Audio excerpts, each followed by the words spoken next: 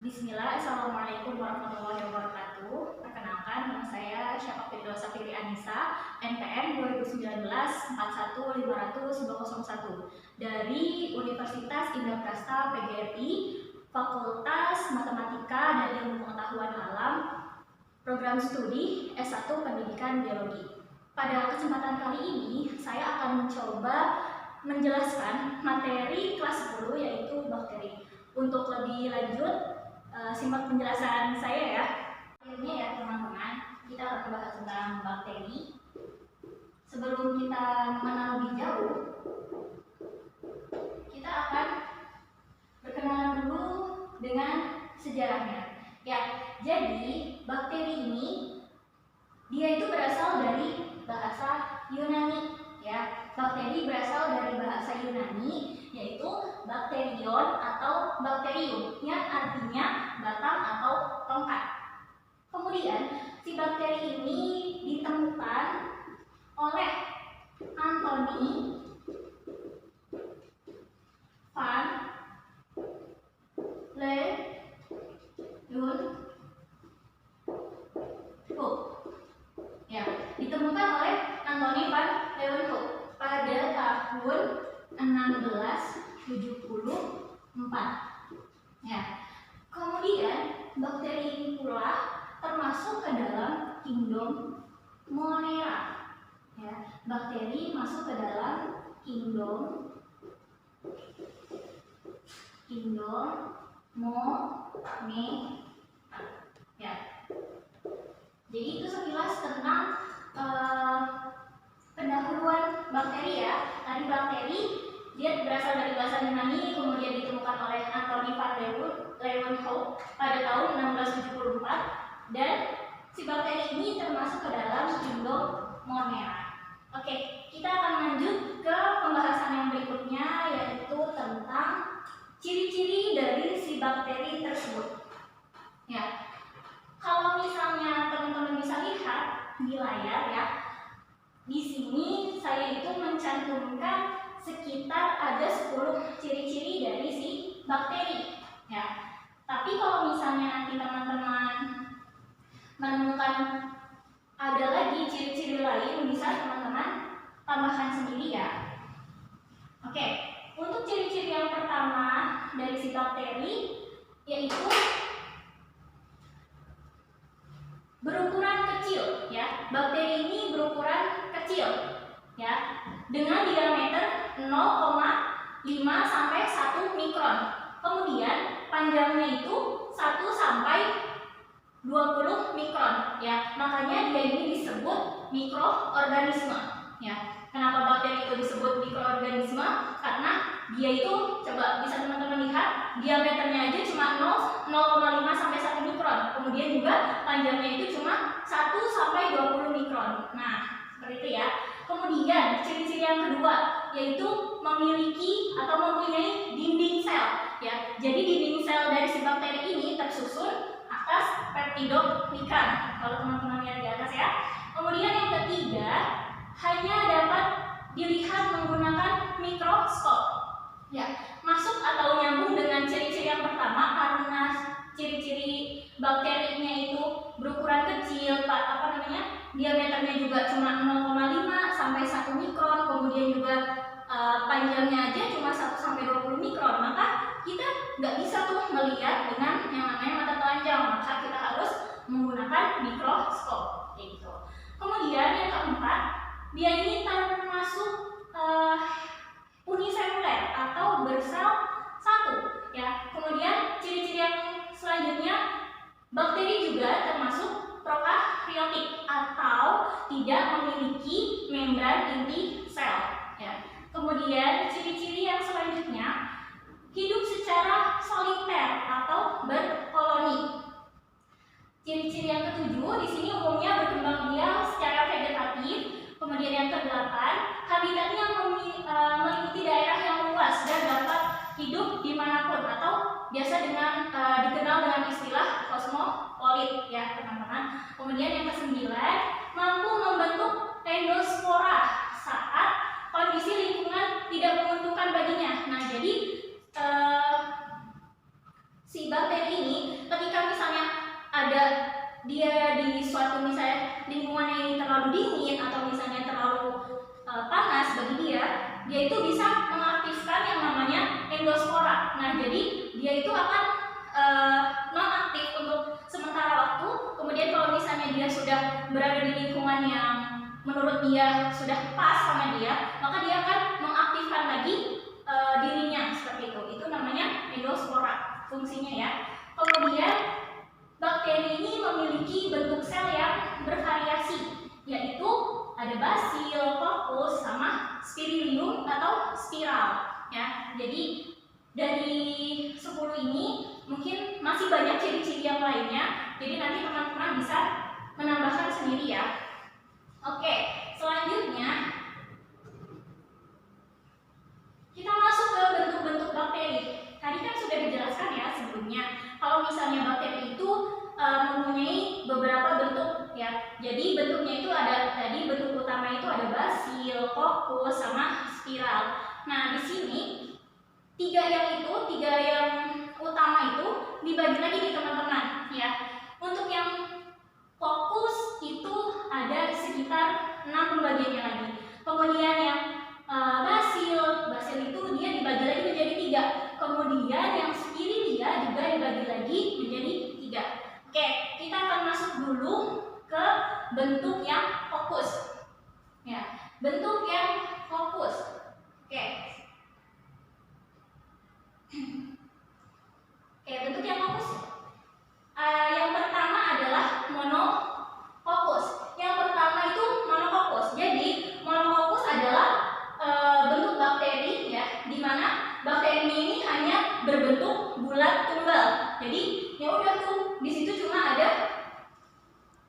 bundaran aja ya. Kita masuk ke coccus. Ya, di situ monococcus ya. Berarti dia hanya bulatan tunggal saja. Ya, contoh dari bakteri monococcus yaitu ya. Berarti kan mono itu artinya satu ya teman-teman. Mono satu, coccus berarti coccus bentukannya bulat gitu. Jadi kalau misalnya monococcus berarti dia hanya satu bulatan kayak gitu. Contohnya adalah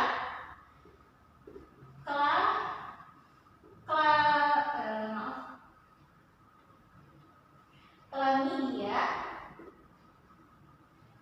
pneumonia.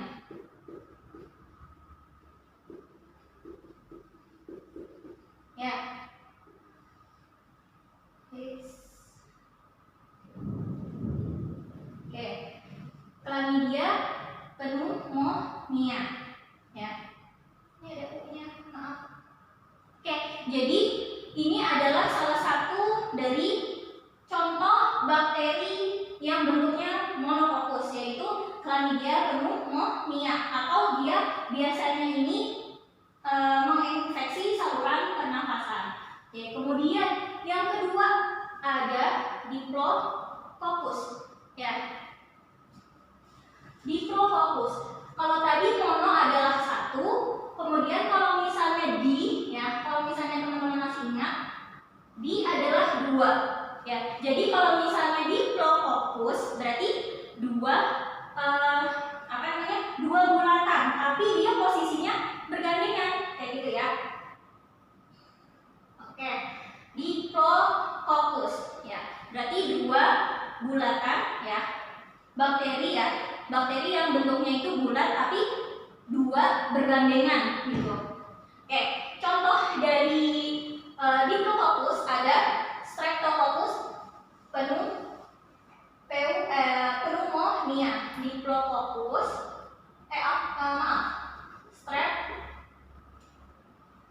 Streptococcus ya, pneumonia ya, Streptococcus pneumonia. Nah, ini dia juga merupakan salah satu bakteri yang menyebabkan radang paru-paru pneumonia. Kita masuk ke bentuk yang selanjutnya, yaitu ada tetra. Ini jauh banget ya lengkapnya. Harusnya ke sini dulu, keempat. ingat, kayaknya di pelajaran matematika mungkin ya. Ada mono, di, kemudian ya tetra gitu ya. Oke, tetra itu artinya 4. Oke. Tetra fokus ya, atau dia itu bakteri yang berbentuk bulat berkelompok 4 ya. Jadi dia bentuknya ini bulat tapi 4 gitu. Oke. Contoh dari bakteri yang bentuknya tetrafokus yaitu Micrococcus tetragenus. Ya. Micrococcus tetragenus. Tetragenus.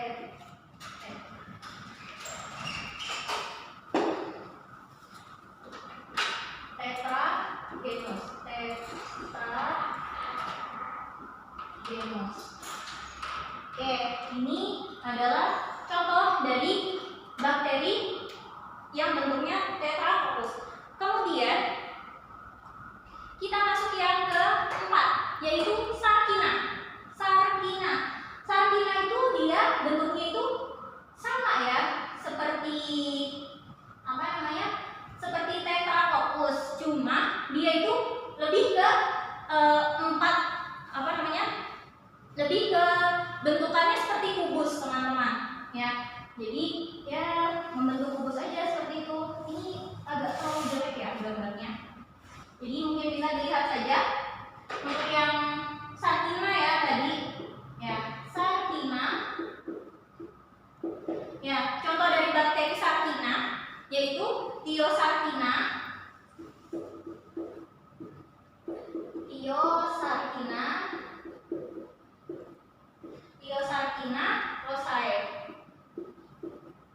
Rosea. Maaf. Ya. Thiosarkina rosea. Jadi ini apa namanya, bakteri sulfur ya, bakteri sulfur.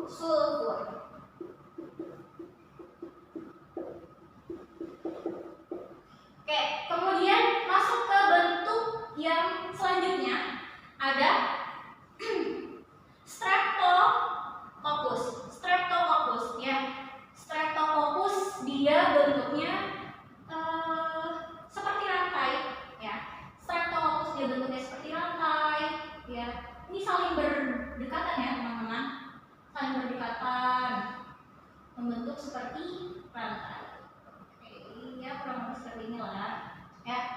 Oke, ini namanya tadi Streptococcus.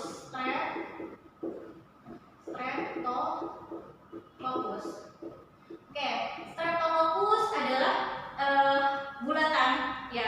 Jadi bentuknya itu, bentuk si bakterinya itu bulat, kemudian bergandeng memanjang seperti rantai ya. Dia nggak putus tuh bentuknya gitu. Oke, contohnya ada Streptococcus mutans.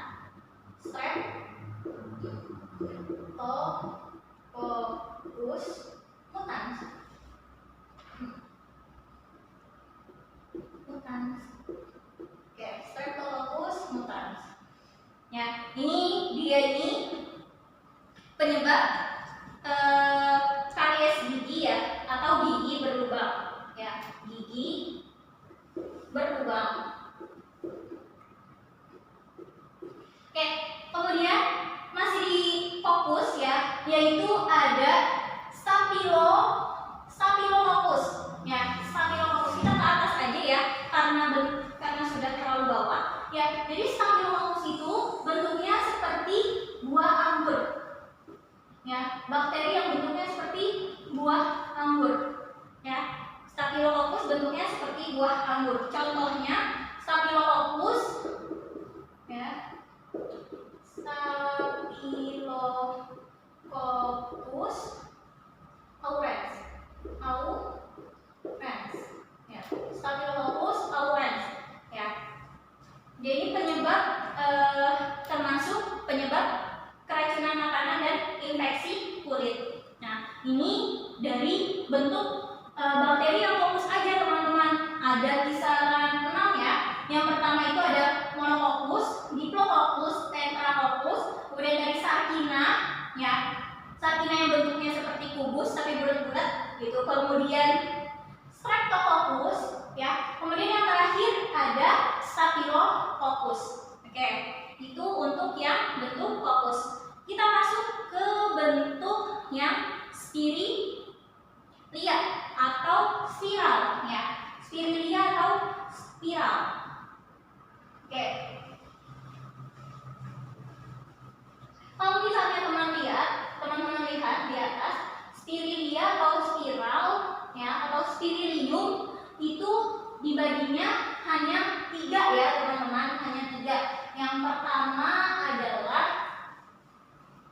spiral ya.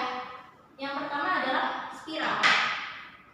Ya, untuk yang spirilium ya. Spirilium atau spirilia atau sebagainya ya. Yang pertama itu ada dia itu bentuknya ya spiral. Kayak gitu aja ya. Jadi spiral. Bentuknya ya spiral. Ya, contohnya adalah spirilium minor. Ya, contohnya adalah spirilium ya minor. Minor. Oke, spirilium minor. Dia ini merupakan penyebab demam ya. Jadi penyebab demam akibat gigitan tikus. Jadi kalau misalnya teman-teman nih digigit tikus, terus teman-teman demam, ya ini penyebabnya kayak gitu ya. Kemudian yang kedua ada vibrio. Yang kedua ada vibrio. Ya, vibrio itu bentuknya dia hanya seperti koma. Ya, vibrio bentuknya seperti koma. Jadi gampang aja nih kalau misalnya nanti teman-teman lihat di mikroskop, terus ternyata teman-teman itu mendapati bakteri yang bentuknya itu seperti koma, berarti dia termasuk ke dalam kategori spirilia yang namanya vibrio. Seperti itu ya teman-teman. Nah, contoh dari bakteri vibrio ini, yang bentuknya vibrio ini yang seperti koma, itu adalah vibrio cholerae. Vibrio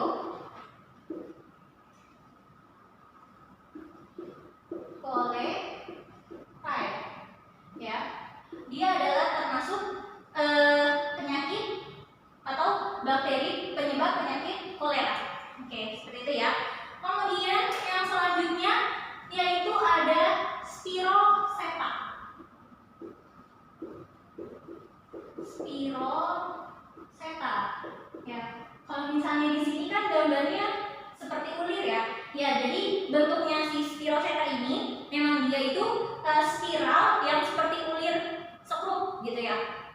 Jadi mungkin kalau kita gambarin seperti ini teman-teman. Ya. Oke, seperti itu ya. Jadi dia mengulir seperti itu. Kemudian untuk tubuhnya si spiroseta ini, kalau misalnya dia bergerak dia itu bisa memanjang dan juga bisa memendek. Jadi agak kayak mantul-mantul gitu ya. Nah, contohnya adalah treponema ya. Treponema pallidum.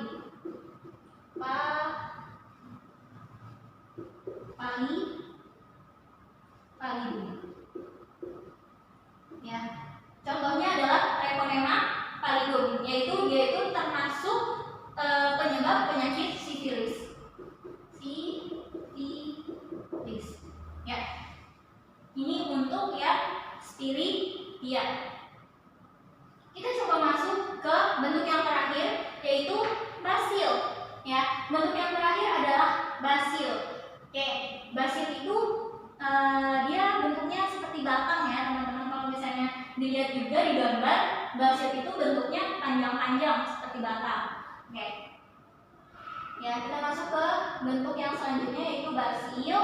Yang pertama ada monobasil. Ya, yang pertama monobasil. Ya, mono berarti satu, basil bentuknya gitu ya, batang gitu ya artinya. Jadi kalau monobasil berarti ya cuma bentuk batang satu aja, tunggal gitu. Seperti tadi kan fokus ada monofokus, kemudian basil juga ada monobasil. Ya, monobasil yaitu bentuk batang tunggal. Kemudian contohnya adalah Escherichia coli ya. Coli. Kemudian yang kedua dari basil yaitu ada diplobasil. Sama tadi seperti fokus ya. Berarti artinya kalau misalnya dia diplobasil, dia adalah dua batang basil yang saling berdekatan ya, bergandengan. Tidak pisah-pisah kayak gitu. Contohnya adalah Moracella, ya, Moracella,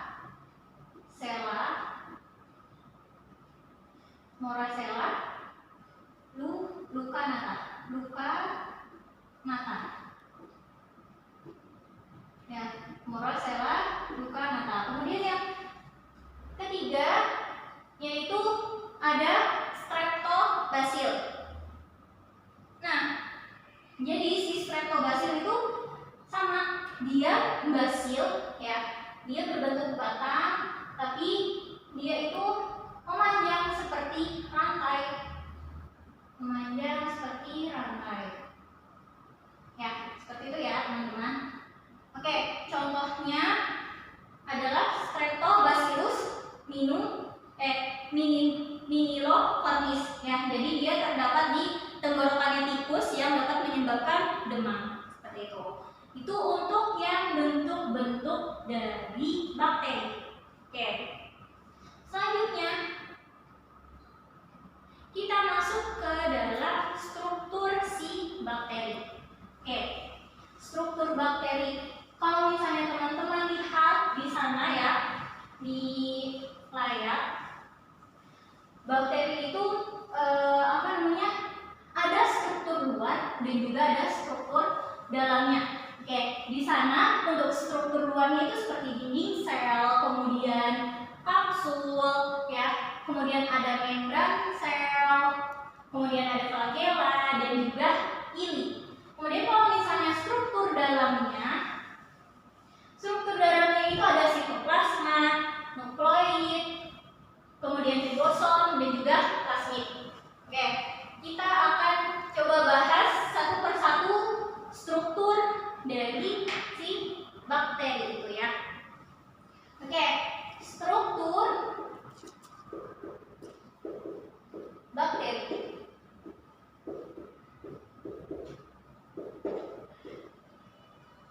Oke, struktur bakteri. Kita coba dari yang dinding sel dulu ya. Teman-teman bisa lihat dinding sel di sana itu berwarna kuning ya. Dinding sel itu yang berwarna kuning. Nah, jadi untuk si dinding selnya itu sendiri ya, yang pertama yang kita bahas adalah dinding sel. Si dinding sel ini dia tersusun oleh peptidoglikan ya. Tersusun atas peptidoglikan ya. Jadi peptidoglikan itu dia ini gabungan antara protein dan polisakarida ya. Protein dan juga polisakarida.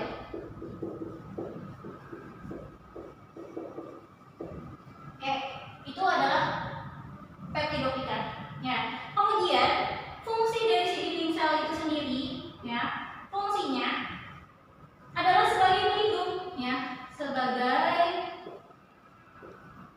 pelindung ya, pelindung dan juga memberi bentuk. Nah, jadi ketika ada dinding sel ya, bakteri itu bentuknya itu tidak akan berubah-ubah ya. Makanya fungsi dari si dinding sel ini adalah sebagai pelindung dan juga pemberi bentuk si bentukan bakteri. Makanya tadi bentuknya itu ada yang basil, kemudian ada yang lokus, kemudian ada yang spiridia. Karena itu adalah salah satu kayak fungsi dari si dinding sel. Ya, makanya biar dia nggak tukar-tukar. Kalau misalnya kita amati di mikroskop gitu ya, bentuknya itu nggak tukar-tukar sama yang lain gitu. Jadi kita bisa mengidentifikasinya. Oke, pemberi bentuk ya tadi, pemberi bentuk. Kemudian dinding sel ini kan tadi terdiri atas peptidoglikan ya. Peptidoglikan itu dia berasal dari protein dan polisakarida. Nah, si peptidoglikannya ini juga dibagi lagi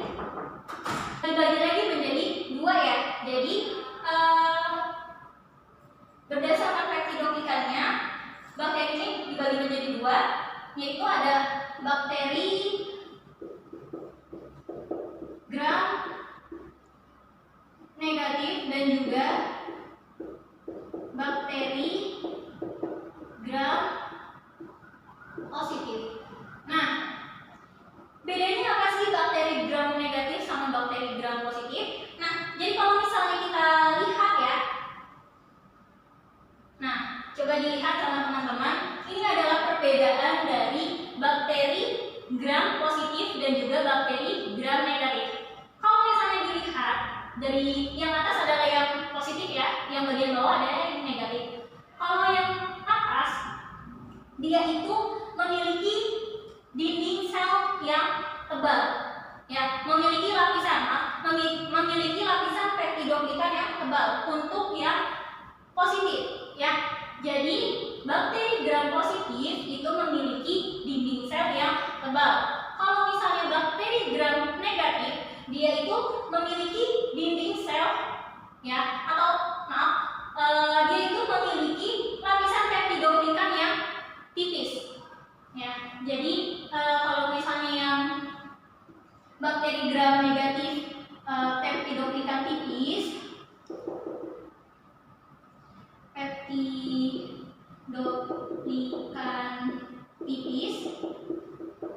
kalau misalnya yang negatif itu peptidoglikannya tebal, ya.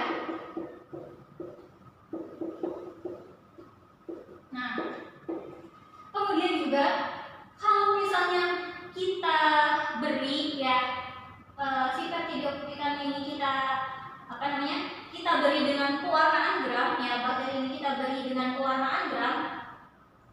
Kalau misalnya si bakteri gram positif ini, dia akan berwarna ungu atau violet. Warnanya akan ungu atau violet. Nah, kalau misalnya yang negatif, dia akan berwarna merah. Atau mungkin juga nanti merah muda, ya. Merah muda. Oke, itu perbedaan dari bakteri gram negatif sama bakteri gram positif. Kita kembali lagi ke struktur, ya.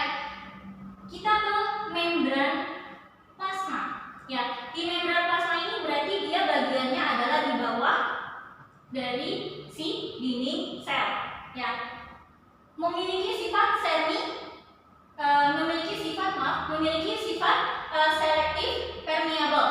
Artinya dia ini hanya bisa dilewati oleh zat-zat tertentu saja untuk yang membran plasma. Jadi nggak bisa semua zat itu masuk, ya. Yang bisa masuk ke dalam lapisan membran plasma itu hanya zat-zat tertentu saja. Kemudian juga si membran plasma ini terdiri dari fosfolipid dan protein, ya. Si membran plasma terdiri dari fosfolipid dan protein.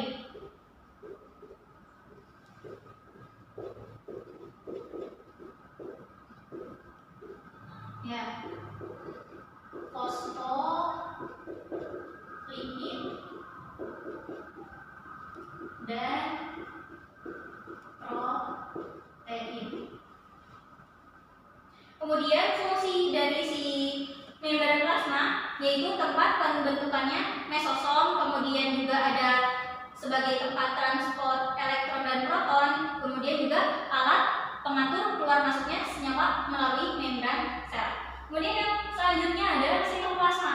Kalau misalnya teman-teman lihat di sana, sitoplasma itu berarti yang warnanya biru, ya, kalau di gambar ini. Nah, dia itu bentuknya itu cairan, ya, bentuknya cairan, dan dia ini sebagai tempat-tempat organel bakteri yang mengandung asam nukleat, kemudian protein sama karbohidrat dan juga lemak, ya. Dan fungsi dari si sitoplasma ini, ya, fungsinya adalah sebagai tempat terjadinya reaksi kimia-kimia sel, kayak gitu, ya. Kemudian yang selanjutnya kita ke ribosom, ya. Kalau misalnya dilihat juga di dalam sitoplasma, ya, sitoplasma itu kayak cairan gitu kan tadi. Nah, di dalamnya itu ada ribosom. Nah, ribosom itu dia itu ada seperti bulatan-bulatan kecil warna biru kalau misalnya di gambar ini, ya. Nah, itu ribosom, ya, ribosom itu. Nah, jadi dia ini merupakan butiran-butiran, ya, butiran-butiran yang tersebar di sitoplasma. Ya, makanya tadi kata saya kalau misalnya ada bulatan-bulatan kecil yang ada di dalam sitoplasma, nah itulah dia ribosom, kayak gitu, ya. Dan dia ini mengandung RNA. Kemudian fungsi dari ribosom itu apa sih? Ya, fungsinya sebagai sintesis protein.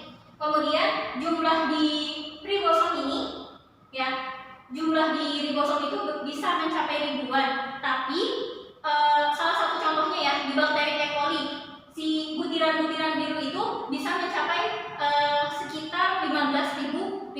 jadi banyak banget ya. Ribosom berarti sangat kecil, bakteri aja kecil gimana ribosom gitu. Oke, kemudian kita masuk ke inti. Nah, untuk inti, jadi di sini ada dua. Intinya itu ada nukleoid atau DNA sirkuler sama plasmid ya. Jadi itulah intinya, inti dari si bakteri itu. Ya, fungsinya adalah sebagai pusat pengendalian sel. Ya, kalau misalnya teman-teman lihat nukleoid itu kan yang merah ya, merah tengah besar.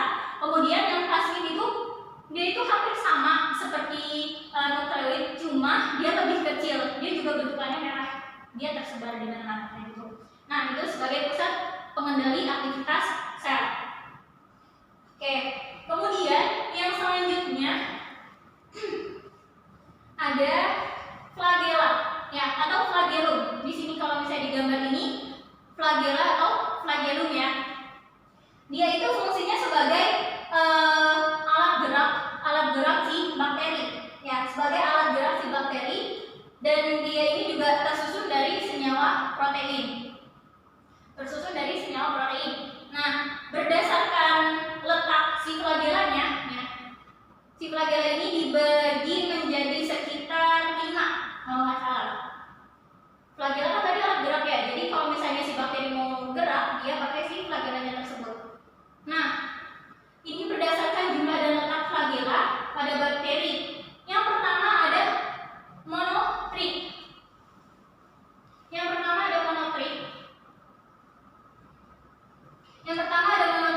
Yaitu flagellanya itu hanya di satu sisi aja ya. Flagellanya hanya di satu sisi. Kemudian monotrik, si flagellanya ini ada di satu sisi cuma banyak. Kemudian ada amfitrik, dia ada di kedua sisi ya, misalnya sisi kanan sama sisi kiri kayak gitu ya. Itu adalah amfitrik. Kemudian kalau misalnya peritrik ya, dia itu ada di semua bagian sel si bakteri. Jadi banyak tuh flagellanya gitu. Kemudian juga ada yang namanya antrik, dia itu tidak ada sama sekali flagella. Seperti itu ya. Oke, kemudian yang selanjutnya adalah di sini di struktur luar ya, masih struktur luar, yaitu ada pili atau fimbria ya, pili atau fimbria. Jadi kalau misalnya teman-teman lihat yang keluar dari si merah-merah itu, nah itu namanya pili atau fimbria. Nah, kalau misalnya si fimbria ini dia lebih kecil lagi dari si flagella atau flagellum ya. Nah, fungsinya adalah untuk perlekatan saat nanti si bakteri melakukan konjugasi. Jadi konjugasi ini adalah salah satu cara bakteri untuk bereproduksi ya, seperti itu. Kemudian bedanya pili apa sama fimbria itu apa? Nih, untuk pili di mungkin teman-teman bisa lihat si pili itu kan dia bulu halus ya. Pili itu bulu halus. Nah, jadi ada yang tinggi, ada yang pendek. Kalau misalnya yang tinggi itu namanya pili atau pilus. Tapi kalau misalnya bentuk ukurannya itu lebih pendek lagi, itu namanya fimbria. Seperti itu. Kemudian selanjutnya ada kapsul, yaitu bagian terluar yang merahnya ya. Kapsul yaitu bagian terluar atau yang merahnya ya, untuk menyelubungi si bakteri ya. Fungsinya itu untuk menyelubungi si si kapsul ini berbentuk padat dan tebal ya, untuk menyelubungi si bakteri. Berarti dia ini sebagai alat pertahanan, kemudian alat pelindungan bakteri, kemudian mencegah bakteri dari kekeringan, karena si kapsul ini dia itu tersusun dari polisakarida sama air ya. Jadi bakteri itu gak akan kekeringan. Kemudian juga sebagai alat pelekat pada inang, kemudian juga sebagai sumber makanan bagi bakteri. Itulah fungsi dari si kapsul pada bakteri. Kemudian juga ada klorosom ya, tapi di sini tidak disebutkan, tapi di beberapa bakteri itu ada ya. Jadi merupakan struktur yang